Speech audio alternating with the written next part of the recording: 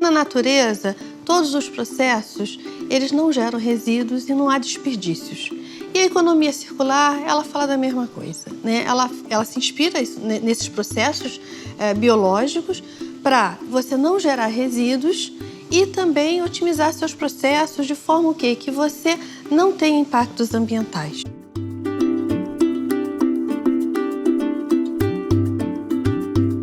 Hoje em dia, eu acho que a economia circular tomou essa dimensão maior pela necessidade justamente dessa questão que nós estamos vendo em relação aos nossos impactos ambientais. A questão da geração de resíduos, ela é muito grande. A gente produz muito lixo ao longo do nosso dia. A questão da economia circular, ela vem para mudar, né, nossos hábitos de produção e consumo. O planeta não suporta mais a forma como a gente produz e consome, né, porque a gente está cada vez mais extraindo mais e mais recursos da nossa natureza e ela não está mais com essa capacidade de regenerar e de se restaurar como antigamente, né? Hoje nós somos bilhões, né? A população mundial tende a aumentar cada vez mais e isso se torna um problema. Quando a gente fala que a economia circular é uma nova forma de produzir e consumir, exige mudanças, né? Existem mudanças comportamentais e isso precisa ser trabalhado. E acho que esse grande desafio que a gente tem, né, entre governos e empresas para que a gente possa fazer realmente a mudança.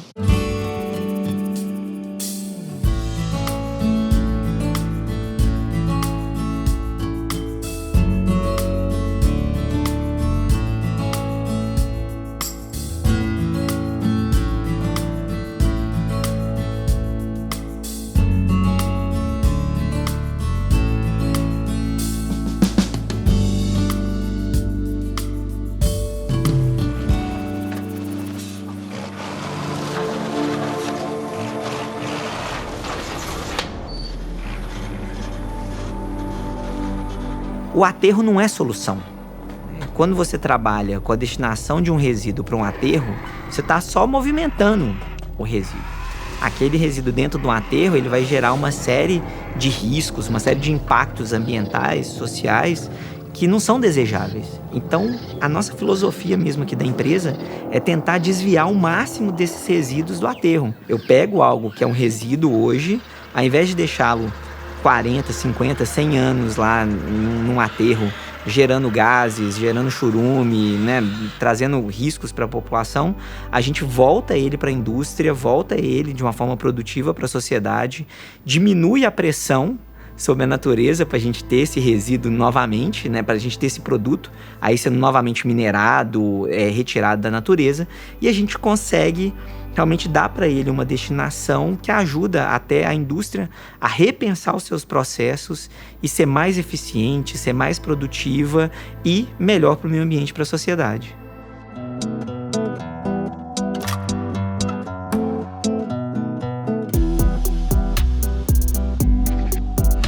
A gente tem uma relação muito boa com as empresas do setor de papel e celulose, vai de décadas, e a gente trabalha com eles para desviar os resíduos que eles têm, principalmente os orgânicos, e trabalhar esse material via compostagem para fazer um condicionador de solo.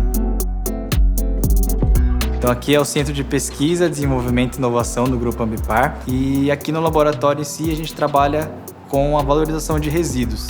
Então a gente tem lodos primários, secundários, casca de madeira, biomassa. Toda essa parte orgânica a gente consegue fazer uma compostagem e o final dele se chama EcoSolo. Ele é um produto certificado pelo IBD, MAPA, EcoCert. Ele ajuda bastante no desenvolvimento de hortaliças, árvores, gramados, reflorestamento, jardins e por aí vai.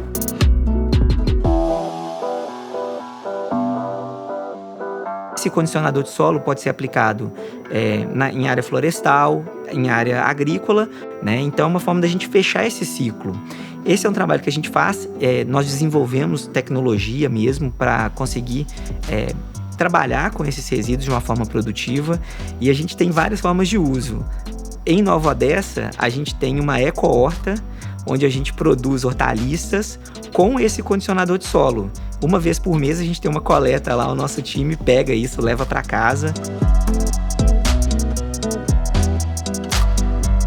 Em casa, para a gente conseguir contribuir com a economia circular, a gente tem que passar por todo o processo. Tirar o que é inorgânico, né, o que é seco. E aí o orgânico, você também pode fazer uma compostagem e utilizar esse material para adubo, né, para conseguir realmente aumentar a produtividade de uma hortinha, né, de vasos.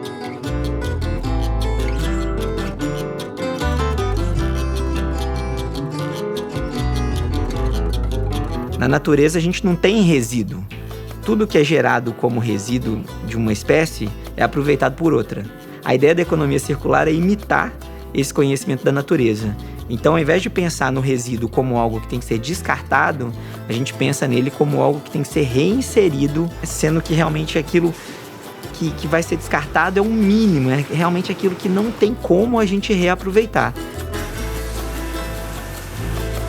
Então, quando uma indústria ela faz a sua produção, ela vai gerar uma série de resíduos e esses resíduos são gerenciados dentro das nossas bases, né, dentro das nossas unidades.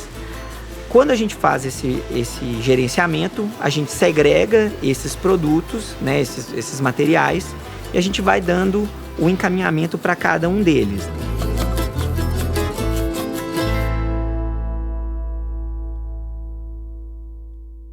Uma economia circular nada mais é do que a reciclagem, efetivamente.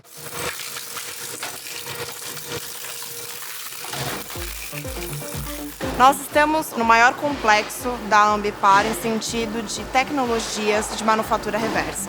Nossa unidade ela é voltada para processos de destruição, valorização e reciclabilidade de qualquer tipo de resíduo.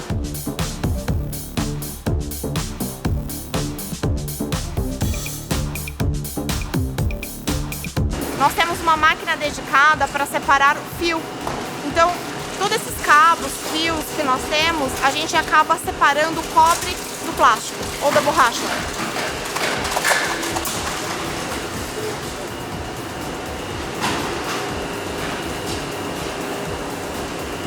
Aquele fio que eu mostrei anteriormente, ele se transforma nisso. Então é importante a separação.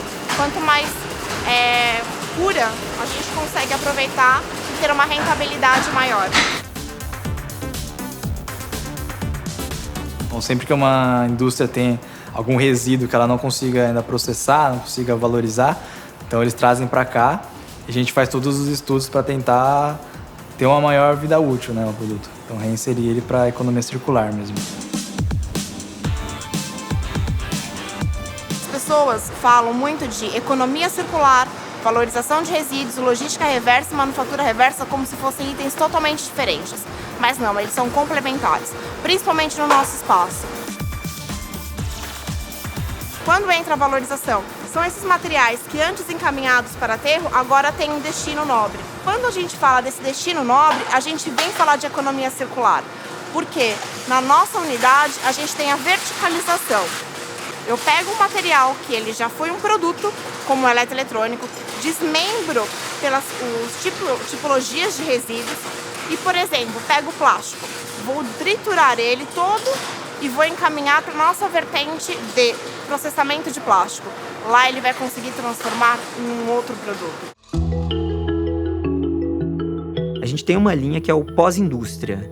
Então, a gente faz a gestão dos resíduos de indústrias e a gente tem uma outra linha que a gente chama de economia circular, que é de pós-consumo, que é um grande desafio que a gente tem hoje. A gente entende a importância dela começar com as cooperativas, né, com os profissionais de coleta de material reciclável. A gente também precisa trabalhar no desenvolvimento desses profissionais, no desenvolvimento dessas cooperativas. Aumentar a produtividade, a capacidade de processamento dos profissionais das cooperativas representa aumentar a renda dessas pessoas e ajudar a gente a diminuir um problema de desigualdade que é crônico no Brasil. E aí é um ponto que é interessante, que é a inteligência que a cooperativa tem. Ela consegue ver os tipos de material, né, e os problemas que tem para você conseguir voltar esse material para a indústria.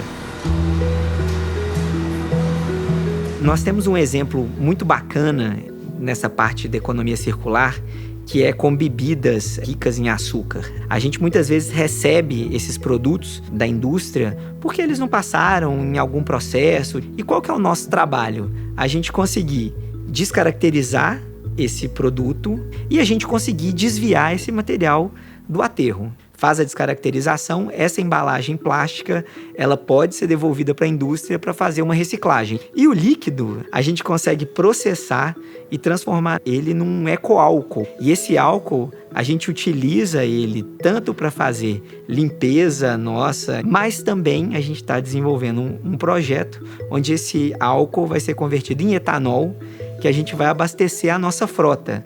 E aí os nossos veículos podem rodar com esse combustível, que também é uma forma da gente mostrar como que a gente está colocando em prática essa nossa visão de contribuir para a economia circular.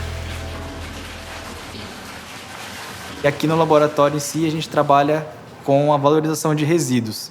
Então a gente recebe resíduos de diversas indústrias e a gente tenta valorizar eles transformando em um produto. A gente faz a transformação deles para reinserir eles para a economia circular. Aqui já é da parte de cosméticos, então a gente tem um resíduo que é um buquê de cremes, a gente faz um amaciante. Aqui são cápsulas de colágeno que são usadas para os remédios mesmo, né? E aí essas cápsulas elas não passaram no processo de qualidade da empresa.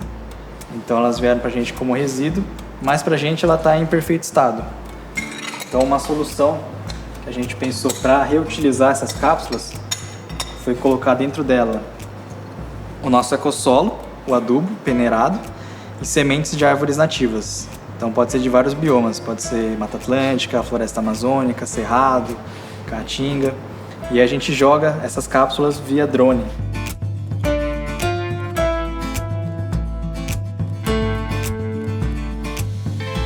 Apesar de ser pequeno, ele consegue em um único voo carregar quase 3.000 biocápsulas, né?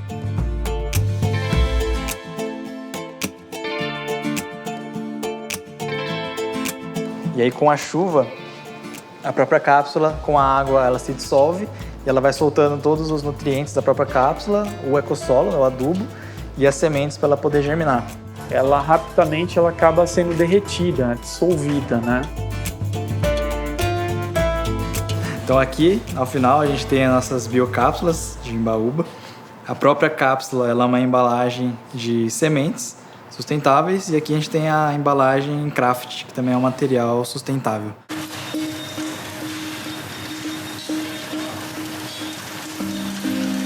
Desenvolvendo um bom modelo de economia circular, a gente resolve mais de 40% da redução de emissão de gases de efeito estufa que a gente precisa alcançar para cumprir os objetivos que a gente fez na COP de Paris. Então, a economia circular contribui para a gente resolver também o problema das mudanças climáticas. Começa pela parte óbvia do resíduo orgânico quando ele vai para um aterro sanitário. Ele fica enterrado. Ali no processo de decomposição desse material, ele gera churume, mas ele também gera metano. O metano é um gás que ele tem um poder de aquecimento 30 vezes maior do que o dióxido de carbono. Cada tonelada de metano equivale a 30 toneladas de CO2. E com relação aos outros produtos, a gente tem também a possibilidade de ajudar como? Evitando principalmente a questão do transporte.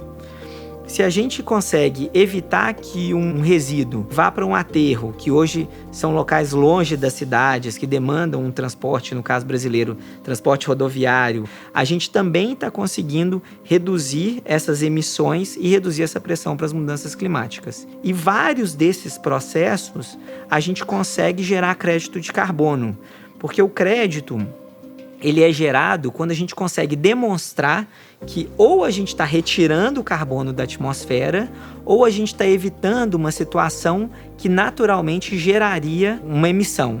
Então a gente consegue gerar o crédito de carbono em algumas atividades da economia circular que a gente evitou emissões que seriam geradas ao longo do tempo.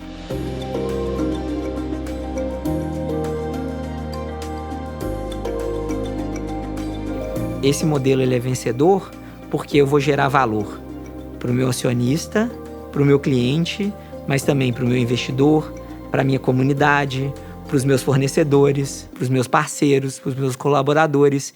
E assim eu vou conseguir ter um modelo que vai ser mais robusto para enfrentar aí as incertezas e todas as mudanças que a gente vê no mercado. Então eu acredito que por esses motivos a gente pode falar que trabalhar com a economia circular como negócio, a gente está formando modelos, né, de empresas vencedoras.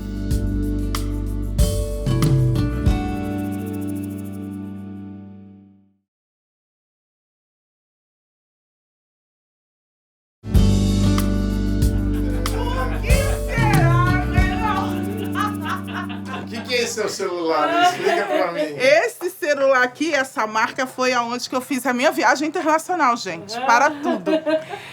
Foi através de um projeto que aí contaria a melhor história de vida. E aí eram mais de 500 grupos produtivos, ou seja, artesãos. E aí contaria a melhor história de vida. E aí a Alice da Rede Asta falou, a melhor história de vida vai viajar para Paris. Aí eu fui e contei. Quando eu estava na minha casa, a Alice me ligou e me fez uma surpresa.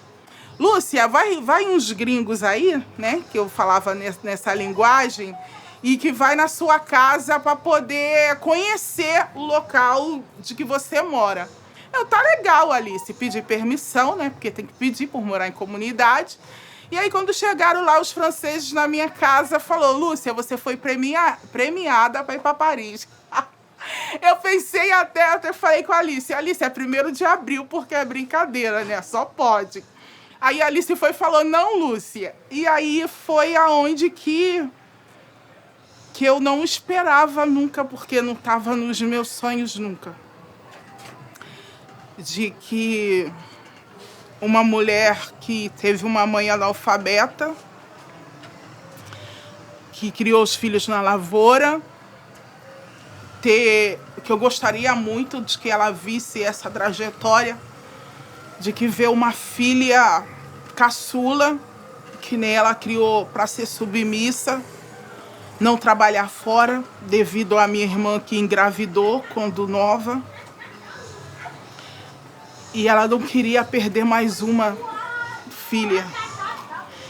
E através desse trabalho eu pude dar um passo do qual eu nunca sonhei. Ainda mais para Paris, né, gente? Por favor, não é aqui do lado. Para tudo! Meu Deus do céu!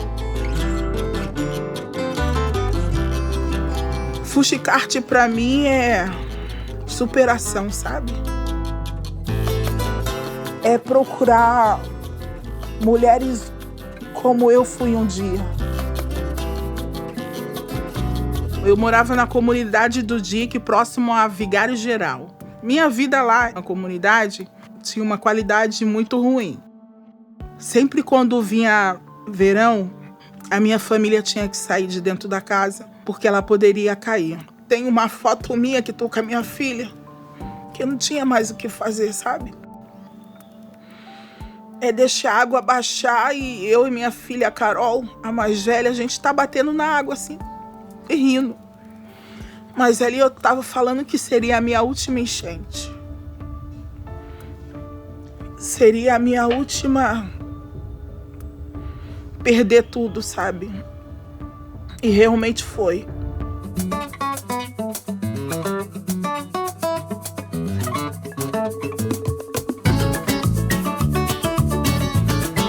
Fuxicarte começou com um projeto social na comunidade do DIC, onde que eu morava. Eles entraram na comunidade para poder escolher jovens de comunidades diferentes para montar uma microempresa na época. Se juntamos, se reunimos. E nessa reunião foi colocado o que vamos montar de empresa. E na época foi escolhido o Fuxico. Eles tinham um auxílio de R$50. E nisso eu gostei da ideia de ter esses R$50 para poder ajudar a minha família. No meu caso, eu não queria mais ser dona de casa. Porque o que eu pensei, desses R$50, através do Fuxico, eu posso multiplicar.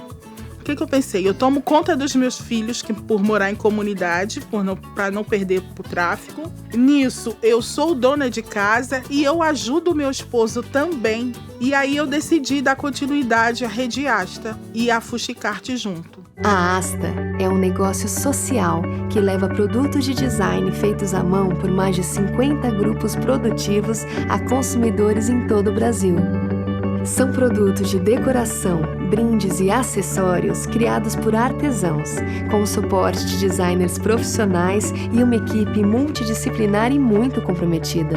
Os materiais descartados podem virar arte e novas oportunidades de negócios. Nós coletamos desde matérias-primas até resíduos. Depois tratamos, ajudamos a criar produtos diferenciados com a nossa rede de artesãos por todo o Brasil. O último passo é fazer isso chegar na mão dos consumidores. Para as empresas que investem nessa ideia, são muitos os ganhos. Além de darem uma destinação criativa aos seus resíduos, agregam valor à sua imagem e geram novas oportunidades de negócios. Também aproximam seu dia a dia de práticas ambientalmente corretas, socialmente justas e economicamente viáveis. Viu que círculo positivo? Recuperamos resíduos, incentivamos o empreendedorismo, revelamos talentos, criamos produtos incríveis e transformamos o comércio numa ferramenta de inclusão.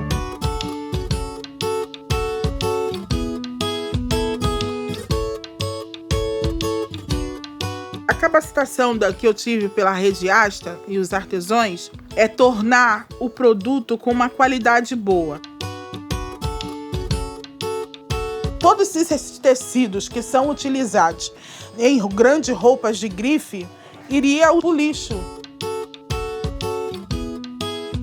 A Fuxicarte e a Rede Asta foi uma parceria muito grande, porque eu posso dizer pela Fuxicarte, onde que nós entramos com a parceria junto da Farm, uma empresa muito grande, uma das melhores grifes de tecido, que uma blusa é 200, um vestido 600 reais, todo tecidos que eles utilizam na roupa, eles doam esse tecido para os artesãos, então toda essa parceria ajuda o meio ambiente. Esse fuxico eu aprendi que na época dos escravos, quando seus senhores usavam toda a roupa que os escravos não tinham como fazer, eles pegavam esses tecidos e costuravam e faziam roupas para eles usarem. E aí foi passando geração em geração e ainda continua viva até hoje. A almofada é um fuxico.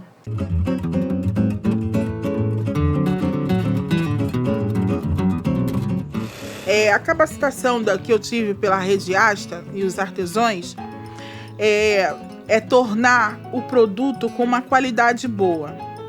O que é essa qualidade? Quando a Larissa pegou e juntou com a designer, ela, Lúcia, vamos pegar do fuxico pequenininho, do tempo da vovó, e que tal nós fazermos uma almofada? Que eu olhei para ela e falei, quem vai gostar dessa almofada? Tão pequenininha se tornar grande. Ela, Lúcia, tenta. Como sempre sou de desafio, eu falei, então vamos tentar. Foi aonde que se tornou campeão de vendas e me levou para Paris e em outros lugares.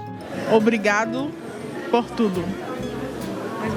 Que vocês possam gostar do meu artesanato, que é feito especialmente do Brasil, Rio de Janeiro. Merci pour tout. Et merci de pouvoir m'aider, me soutenir. Eu costumo dizer que aqui tem a verdadeira história. Superação. Transformação. Sonho. Não posso deixar de geração de renda. Não posso deixar de história de vida. E esse aqui é o ponto maior, o ponto central. Por ter colocado pessoas no meu caminho para ajudar a realizar meus sonhos. A gente entra junto com ela dentro desse sonho, né? E participa com ela dentro desse sonho. Ela trouxe pra gente também um sonho, né? Porque cada almofada que sai daqui é um sonho realizado da gente.